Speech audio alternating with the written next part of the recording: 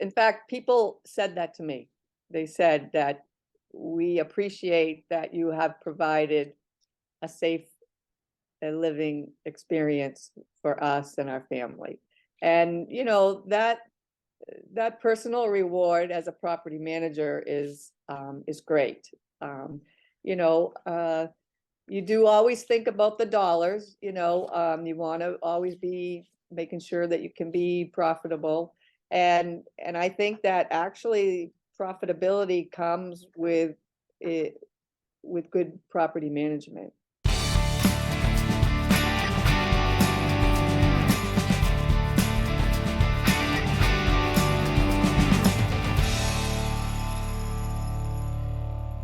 Hello and what's up, everybody? Welcome back to the Why Not Real Estate podcast. My name is Brian Lucier. I'm your host of this platform where we try to educate real estate investors on why we feel investing in large multifamily apartment complexes is the #1 asset class out of real estate.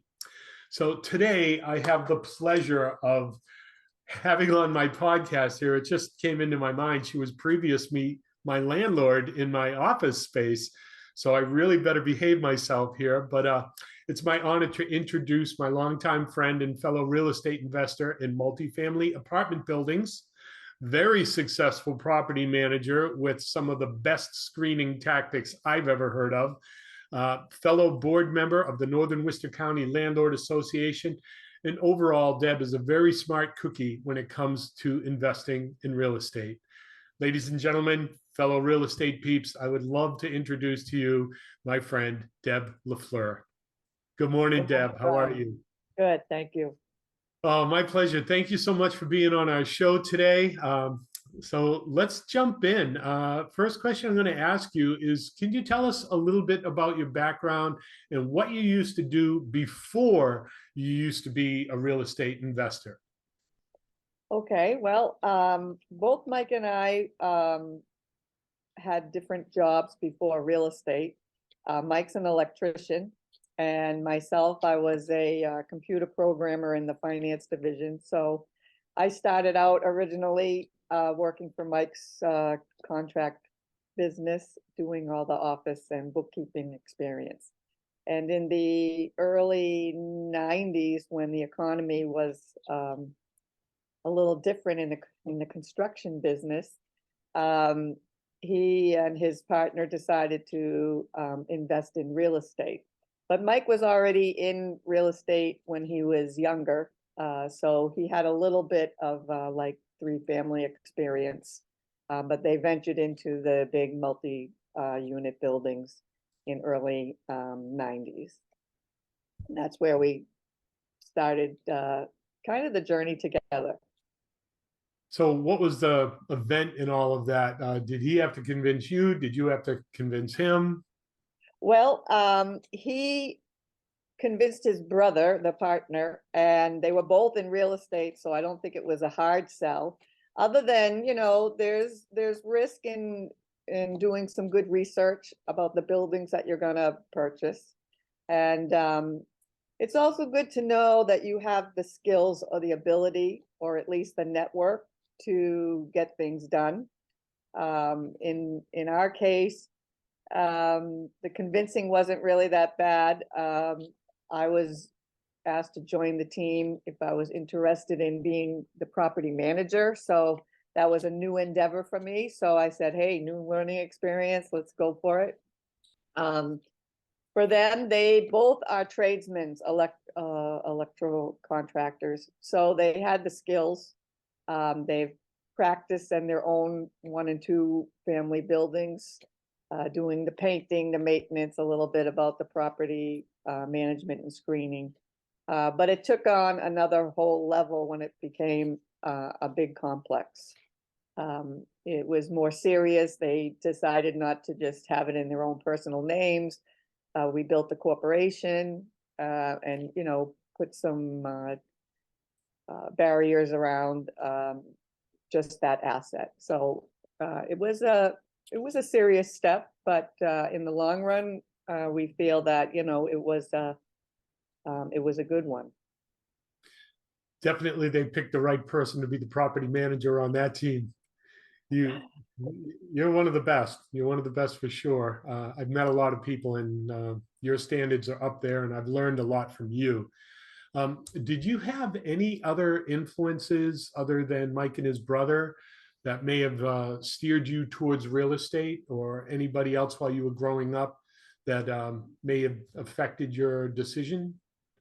No, actually, all of us, excuse me, did not have any influences. It was because when Mike was younger, he thought it would be a good idea in purchasing single families, renting, to help diversify your portfolio, but also to have somebody else paying down your mortgage. It's a good idea. I mean, there's all levels of landlords in the smaller business. There's some that are hands-on, there's some that have property managers, there's some that contract out everything. It depends on the size. But no real interest. It was just that, when you have people that are of like-minded, for example, they both were tradespeople. They both could do hands-on. People had a desire to work as a team and make it work. So basically, it was a new adventure, but in the long run, it was really for me, Mike and his brother that were in real estate, encouraging me. It's, that you could do it yourself too. So I did a little on my own, but mostly with them. So you've answered the question a little bit, but I'm going to drill on it. So Mike looked at real estate to diversify his portfolio. We know Yes. 401ks, Roths, stocks, all kinds of stuff that you could do. So, what was it about real estate as an investment class that stood out to you? You've touched on it a little, but I'd like you to drill down on that if you could. Well, he feels that you don't want to put all your eggs in one basket. So his motto was a third maybe in stocks and bonds, a third in the real estate, and a third in his contracting business because he had another business at the time. Real estate is a good investment because the property values, and well, they increase too, but as you pay down your mortgage, you're having an asset, a tangible asset. And different times in the markets, property is more valuable than maybe your 401k. We've seen it flip-flop. So real estate is successful because it is a physical asset. It's tangible. And usually if you do some upkeep, even if it's just moderate, the value is retained as well, or if not increased. In our case, the buildings were in kind of rough shape. So they did a lot of investing into it, and it paid off to be valuable asset. I'm biased here because of all the different asset classes. I absolutely feel real estate is the best asset class. And of real estate asset classes, I think multifamily real estate has just outperformed over time. Yeah, I think so. I guess it depends on how risky you are in the market, and it also depends on your other business. A lot of real estate people have multi-businesses, I've found, especially in the large groups, like the big units. So, you can have another successful business that can be bringing or earning you some money. And in fact, that's really where they got their income base to put into the real estate. So, I think it's a hand washing, depending on what your overall performances are. Having your own, being owner, a business owner. Comes with a lot of perks, but it also is it's challenging, it's risky. I don't think it's as risky as real estate, because I think it's real estate does pan out on the good side. So I have a big money question for you here. Okay. If you could go back in time, or even if there were a new investor, real estate investor, someone who wanted to get into the market, what would the best piece of real estate investing advice you could give to someone starting out, or even yourself back when you started out? Well, Mike really feels that do not be afraid to bite off more than you can chew. That's a little bit of one of his mottos. I'm a little bit more reserved than him, but I did bite off more than I can chew starting to be a property manager and dealing with people, you know. He just feels that, you know, the more that you can chew, the higher rewards that you can get. You know, he feels that you have to take into consideration, you know, the higher interest or the lost rent or the legal bills that come with things like that. But with big risks, a lot of times, at least in real estate, you get a bigger reward. You know, because you're three family, you're only going to get 3 rents. You know, a big multifamily, or, you know, a big complex, you're going to have more rent. But of course, you have a little bit more overhead as well. But if you have the right team, you can really efficiently work through that. For me, I went, and he also did it at the same time. When you can buy in a good market and then also sell in a good market, it's a win-win. I happened to buy a piece of property in the all-time low, and I sold it in the all-time high. The next person that sold it made a couple $1,000 versus I got the big chunk. So you know, there are some advantages of looking at the market and or finding a distressed property and being able to turn it around. So you mentioned 2 important factors here. Fear was a factor, and for someone starting out, to take a bigger bite than they were comfortable with, taking that risk. So those kind of could knock people out of the game before they even got started. So I want to try to ask that question. Okay, so anyone coming in first time doing this, the fear of the unknown, you don't know what you don't know what you don't know. And then taking that big bite of the apple, that risk that you don't know. Again, I'm biased because I probably would have started with multifamily, but there's wholesaling, there's short sales, foreclosures, commercial, industrial, retail, storage, the list goes on and on and on. So taking that big first bite, would there be any other, you know, that's kind of a broad brush answer. Could you maybe use a smaller brush and maybe try to refine that a little? Well, he bought our property, the Moran Square building down there, in a foreclosure kind of setting. And there was a piece of property next door to it that was also going to be in a bank sale, if you will, auction. Okay. So having a vision about it.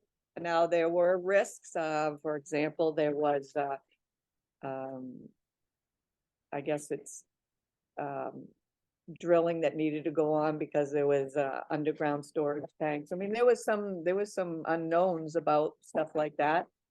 But you know, knowing that you can handle it, like as far as saying we're going to do our research, those kind of things actually worked in our favor, because we got some more money off with the risk, okay? Um, You purchased it, you were able to renegotiate the price because of that? yes, because of that, okay? So really doing the research on your property, I think, is a key thing, because it will, even though it brings out some of the risks that might make you nervous, you also can use those as a tool for negotiation. So in turn, we ended up purchasing those two pieces of property one at a time for a really good price. There was a lot of work that needed to be done, but knowing that you have the skills, or you have the network of skills to get the job done, that also puts at bay your anxiety level, if you will.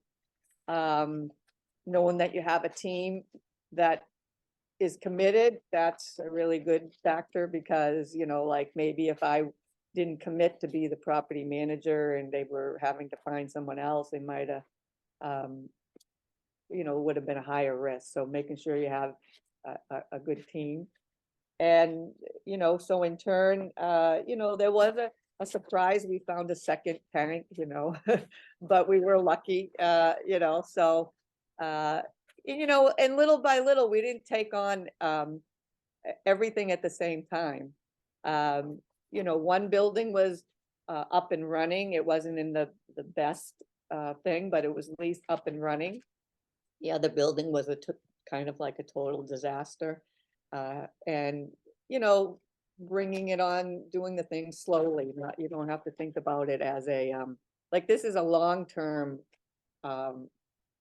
investment in this type of property. I mean, if you get something that's, everything is all up and running and there really isn't too much foreseen future work, then you're kind of up and running and you can gauge how long you want your exit plans, so to speak.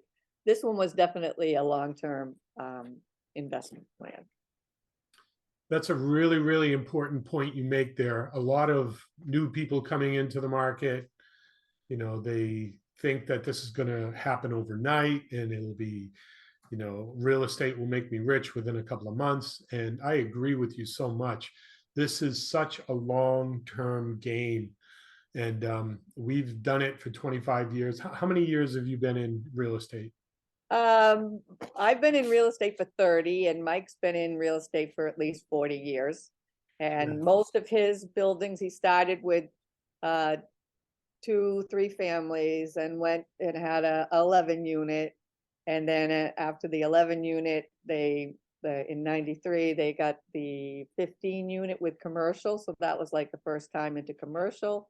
And then the 12 unit with commercial. So on total, we had about 30 residentials with 8 commercials. Another reason that he bought it too was that, you know, he had a vision for his own business. So we occupied one of the or 2 of the rental units and the garage. So one company was paying the other one some rent, you know, kind of was a hand washing thing. But it suited a bunch of purposes, at least for us. And then it wasn't until 2021 that we sold the property. So we had it from 93 all the way to 2021. And there were a lot of different projects that we did. Some years were bigger projects and different things. Other years were status quo, you know, nothing. We've had some years where we had a loss when the real estate market was really tough. Not great, big losses, but you know, it can happen. But for the most part, I would say almost every year it was a slow, progressive type of thing. Well, you mentioned going from the smaller units, 3, 4s, up to commercial, the 11 unit. What do you think was the biggest challenge that you had to face going from smaller residential to larger residential?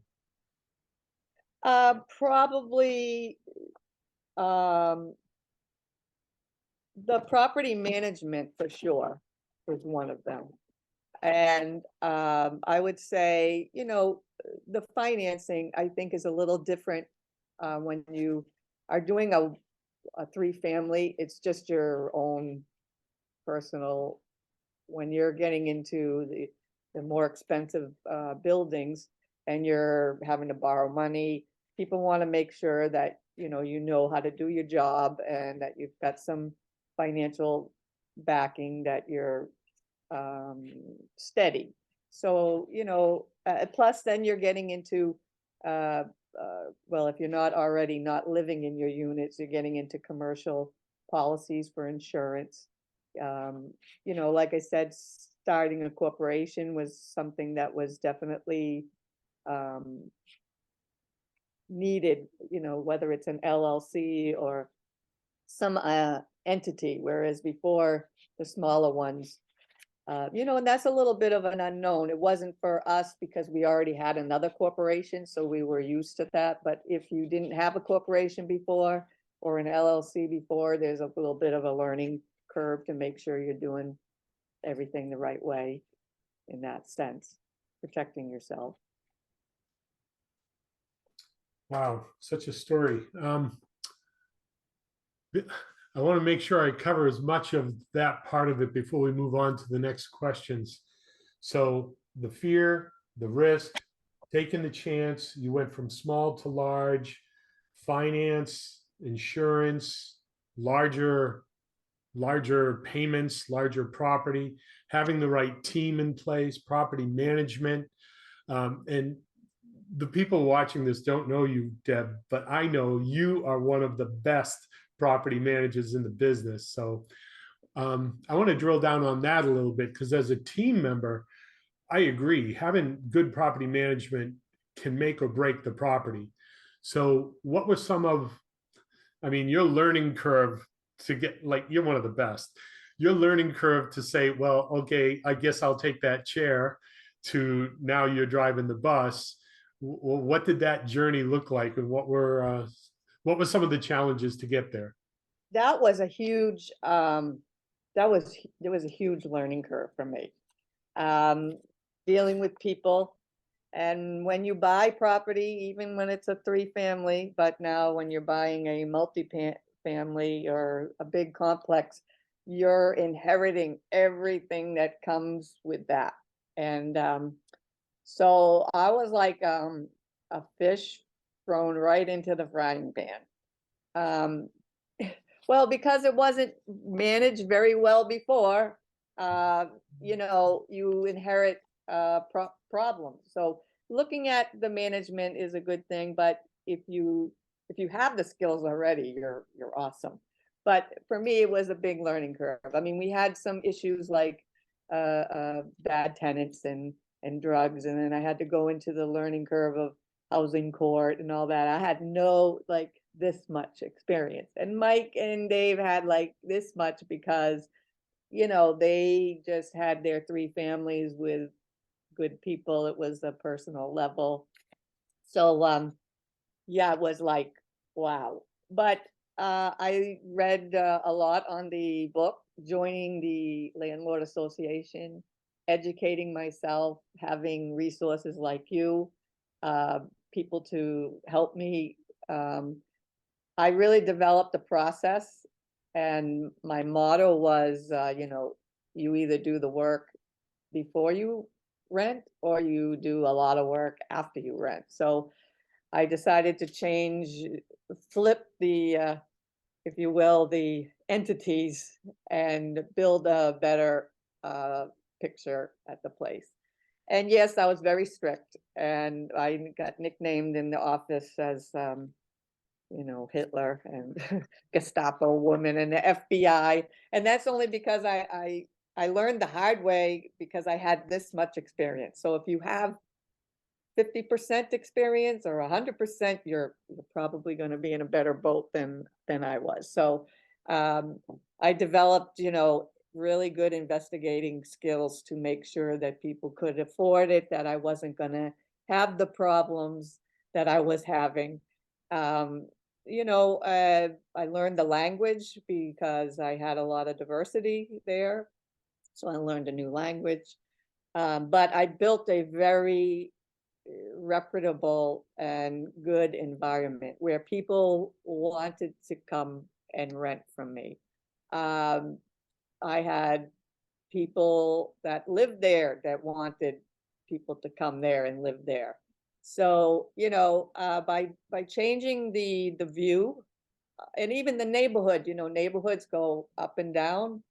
Our neighborhood had a kind of a not so great reputation, but I personally took on the responsibility of policing the neighborhood, and got the police involved as far as hand washing, looking after my property, kind of thing. And the neighborhood came up, the buildings came up, and the tenants came up. And with that, some pricing came up. I always like to stay a little bit below. I have made some mistakes of not doing regular increases, and so I was a little behind, but we started um, challenging that and improving. So it's a learning curve, but it was a great learning curve. I've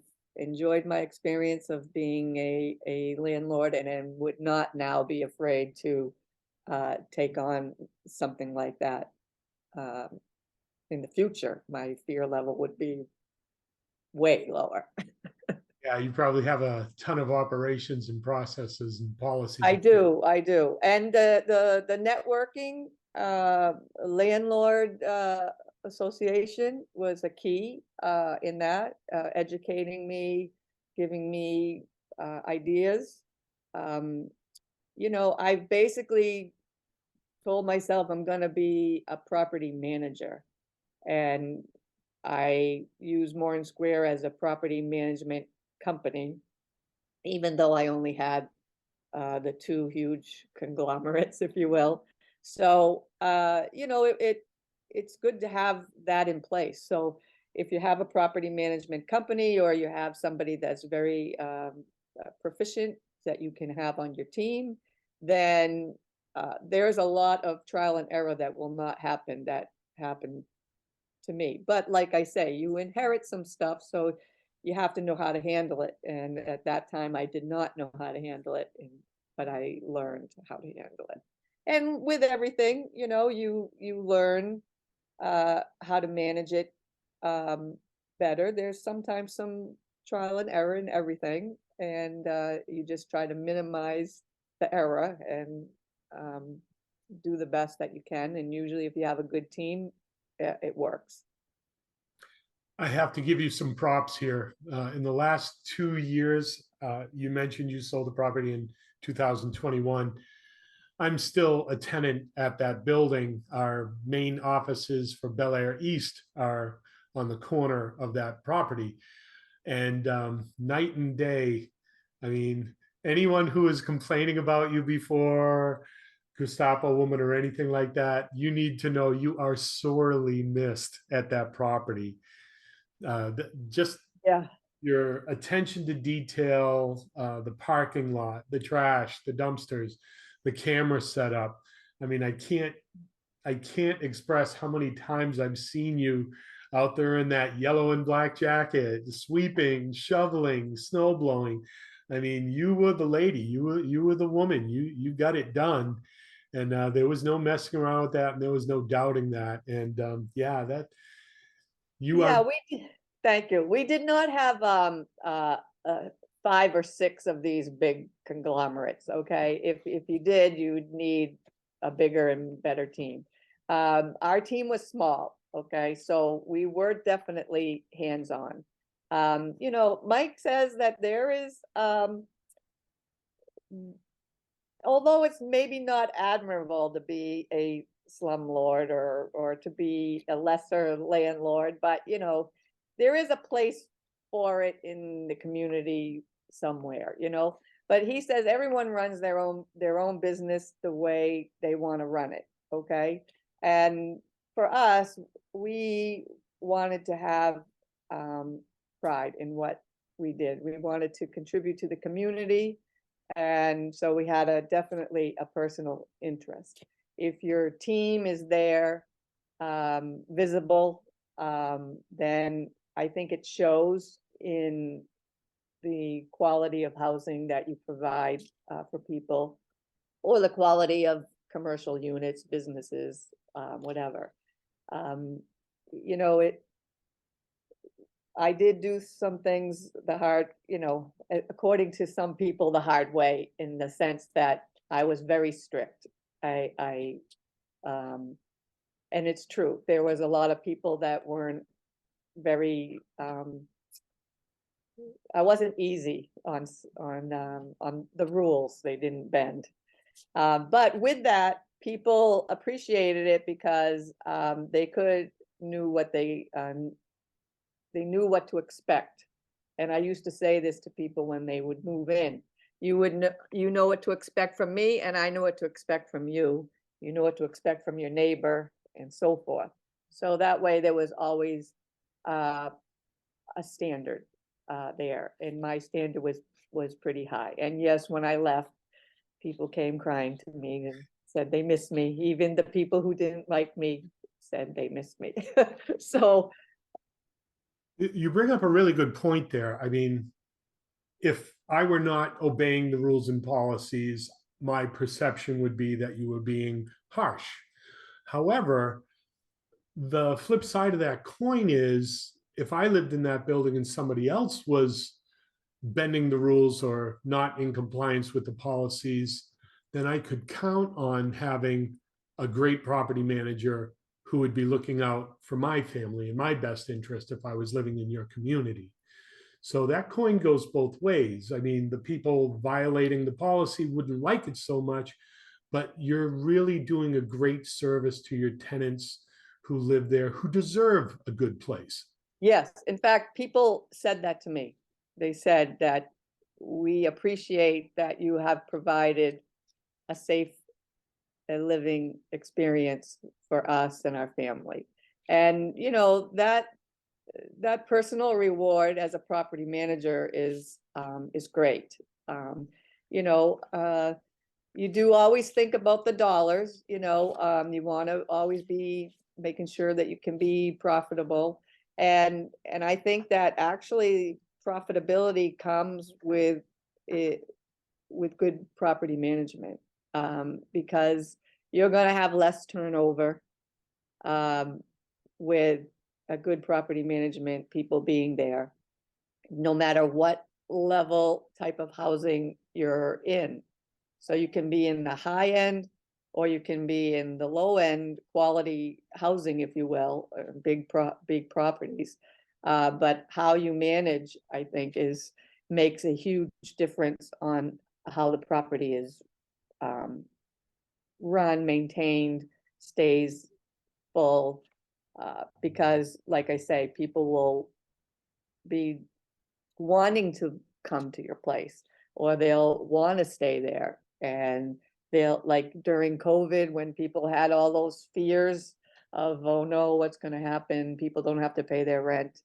Out of all of my units, I only had one person not pay me, everyone else. And that was a huge relief, thinking, oh, I have a mortgage. And now if 3/4 of the people don't pay me, what's going to happen? But, I didn't feel stressed over that. At the beginning I did, because, you're wondering, how's that going to affect people? But communicating with them, I wrote letters, or explained we could have plans or this or that. And other than maybe 3 people, I didn't even need to make plans. So having good quality tenants really took the pressure off the financial end of it. And that goes back to property management. So I'm going to turn the page here in the interview. Okay. Pardon the pun, but in your investing career, Has there ever been a book that's had a great impact on you that you would recommend?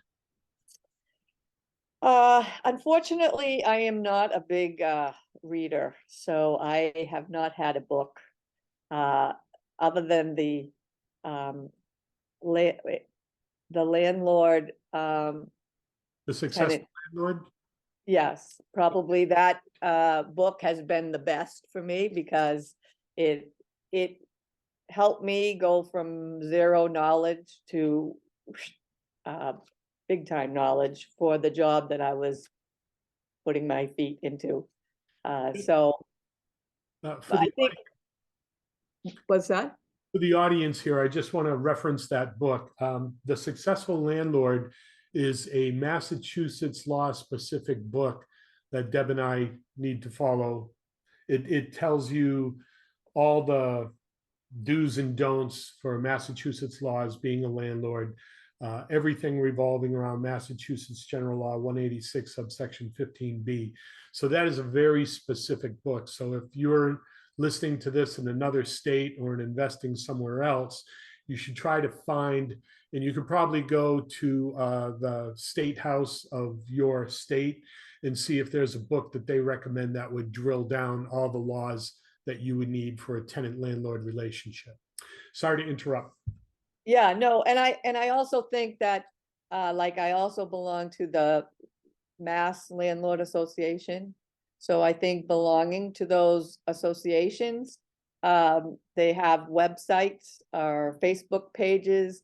They have articles on spectrums of stuff from fixing things to laws changing to management to forms. So I think from using both the NWCLA, the Northern Worcester County Landlord Association resources, and the Mass Landlord resources really helped me to build and develop my processes and my forms. And, so I could interview people with forms. I could check people in with forms. I could check people out with forms. I could evict somebody with forms. So, the whole thing was building the actual property management process for me. So having those resources, I know he reads a lot of,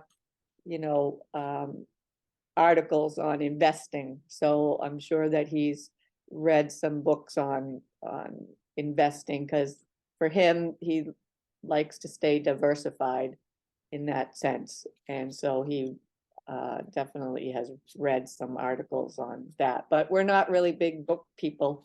We're more hands-on people. I And like books, no secret here, right? yes, right. So we got a few more questions and we can wrap this up. What was the best deal you ever did? And I'm guessing it was probably the Moran Square building. Yes, for Mike, it was buying Moran Square Realty building at um $250,000. Oh And God. yeah, and for me, I bought my piece of property. It was a single family um condominium at $55,000. And then I bought that in 93, same time as they bought the Moran Square buildings. And I sold mine probably 7 years later at 140 something. And so I made almost 100 grand on it, living in it. So it was tax free. That was even nicer. And then on the real estate side, we sold for $2.7 million. So you know, you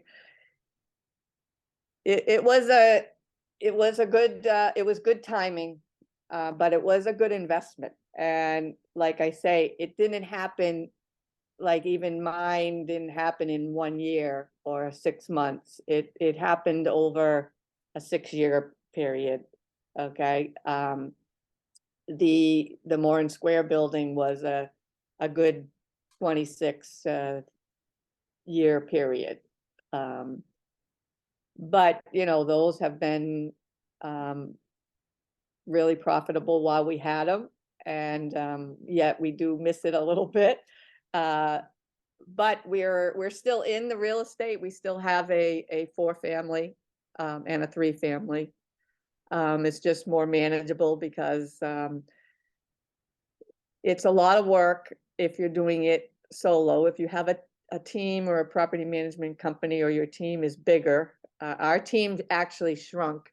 So we went from like 4 people down to 3 people, down to 2 people. So it was just Mike and I and a half-time person. And it's a lot of work when it's just 2 people for a big size building. You need a good team. And a lot of people do have a much larger team than us.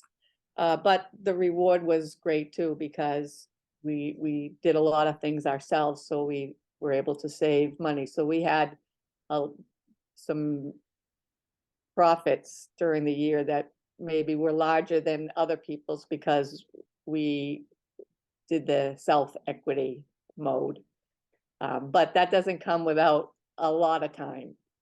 So it's just in our exit plan not to work till we're 80, because a lot of people do have buildings until they're 80, and then they have a hard time, they're falling down, kind of thing, because you don't have the energy and the time and the wherewithals to continue up with what needs to be done when you're running properties. So the properties that you bought and that Mike bought and his brother bought, did you bring other investors for down payments, or is this all within your own corporation for the down payments? In Mike and Dave's case, they invested some of their own monies from their business, and then they bank financed. And for me, I didn't have another business, so I invested only some of my savings and bank interest. It was always only a 2-person deal. Mike and his brother, they were the investors over there. They didn't bring in anyone else other than, they financed the buildings together under the corporation, so that when they needed to do stuff, they could have the wherewithals and financial means to do it. They did use the business as a leverage. So I guess you could say, I used to call the electrical contracting company as the mother business, because it was an established business with a good profit making. And so using that to invest in the real estate at the right time was beneficial. So I would say that, yeah, the corporation also was involved in that, not just the banks. So what was the biggest hurdle you had to overcome as a real estate investor, and how did you solve it? I think it was learning the ropes and getting rent and having a mortgage, and learning how to evict people, keep your place at 100% occupancy.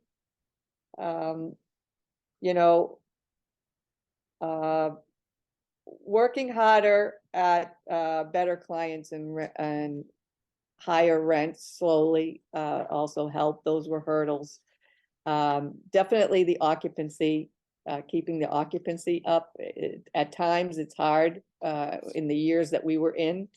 Nowadays it's not as hard. So I think learning to advertise, learning to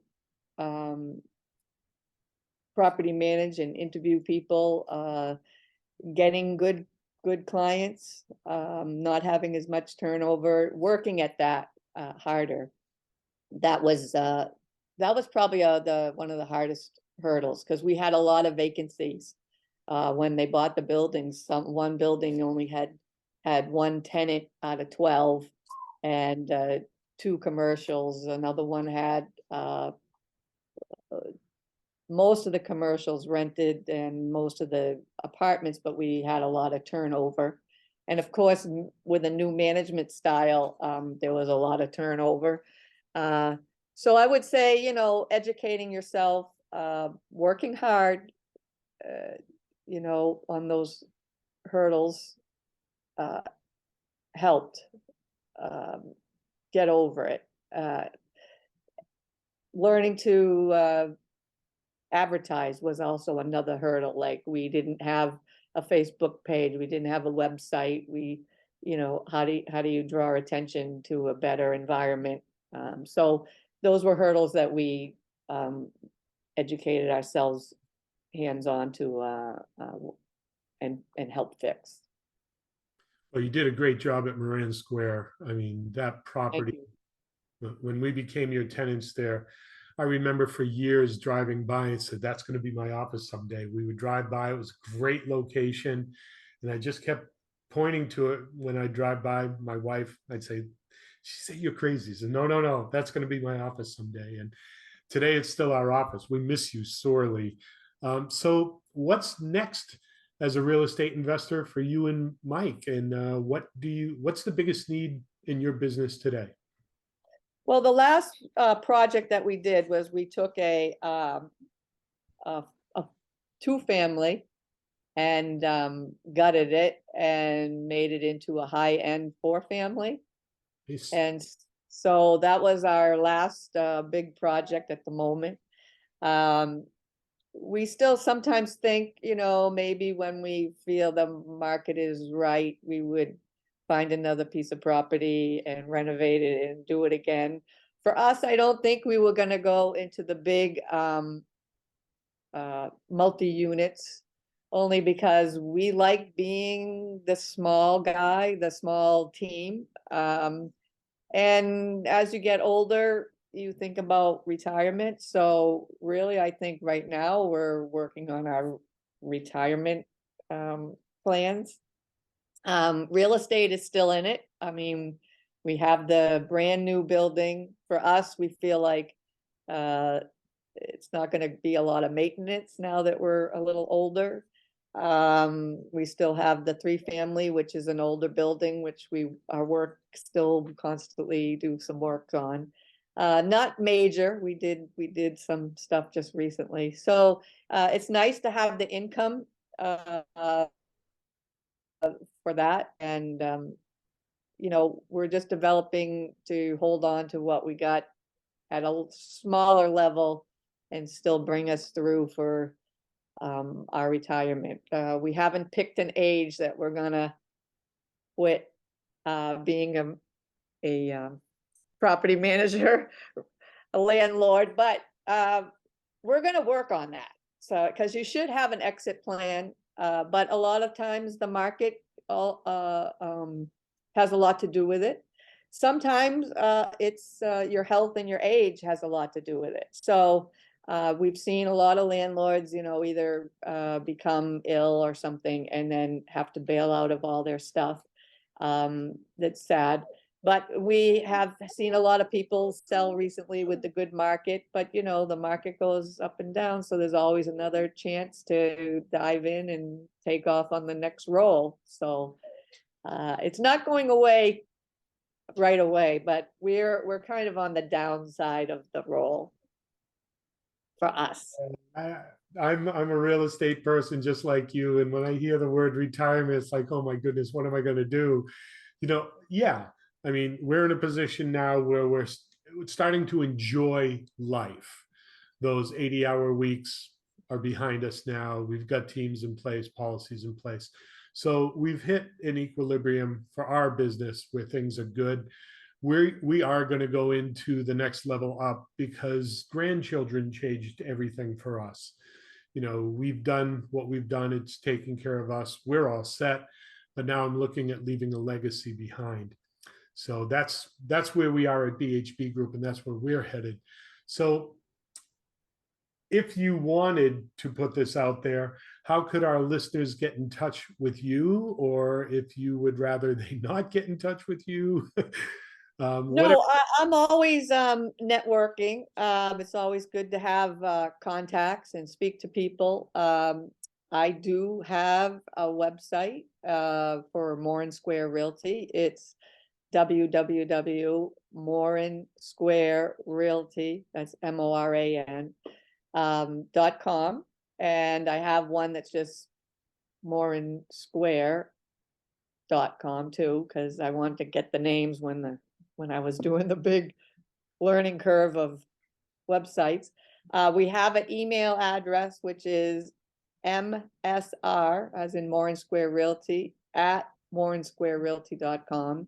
Perfect. And, I would address questions and concerns or comments or whatever via email. And then if it panned out, we can have a discussion with my business phone. But basically, I like to respond in writing if it's because I got time to think about it and research it, or just, kind of mill it over before I have to give an answer on something. But I would encourage people to go into real estate. The earlier, the better. Mike started in his 20s. I think his brother in the 30s. I didn't start till my 30s. I wish I did take the risk in my 20s, because maybe I'd be my own property manager before I was a property manager with Mike and Dave. But Mike, he has some risk taking that a lot of people don't. They hold back, but he took the risk in his 20s, and he's been successful in it, and he enjoyed it. And I think sometimes when you're afraid of something and you wait 5 or 10 years to get into it, and then you find out it's really not that scary, you wish you did it when you thought about it, the 5 or the 10 years before. And that's how I feel about it for myself. Deb, I've known you a long time. I've known you're a very successful property manager. And for me, it's been wonderful hearing some of the backstory that I never knew before. So I really want to thank you and Mike first for being my landlord for so many years. You guys are awesome. I want to thank you for the opportunity to share some of your experience with our listeners. And I just want to thank you for just being who you are. You're a board member on the NWCLA with me. And like you said the other day, it takes a village. And I just want to thank you for your participation in this. And Well, thank you for asking me. And I've enjoyed our business relationship together, being tenant landlord. But more importantly, I've enjoyed working with you as in the landlord association, and personally one-on-one, because sharing knowledge has been helpful for me. I know you work hard. I like to be around people who have good energy and work hard, because I think that's what it takes. And yes, it takes a village, and I know you've got a village with you, so that's a good sign. And thanks for giving me the opportunity to share what I have with other people. pleasure's been all ours. Thank you so much, Deb. Deb LaFleur, Morin Square Realty. My name is Brian Lucier from BHP Group LLC, Bel Air Property Management. And here we are on the Why Not Real Estate Podcast, signing off. Thank you. See you, Brian. Thank you.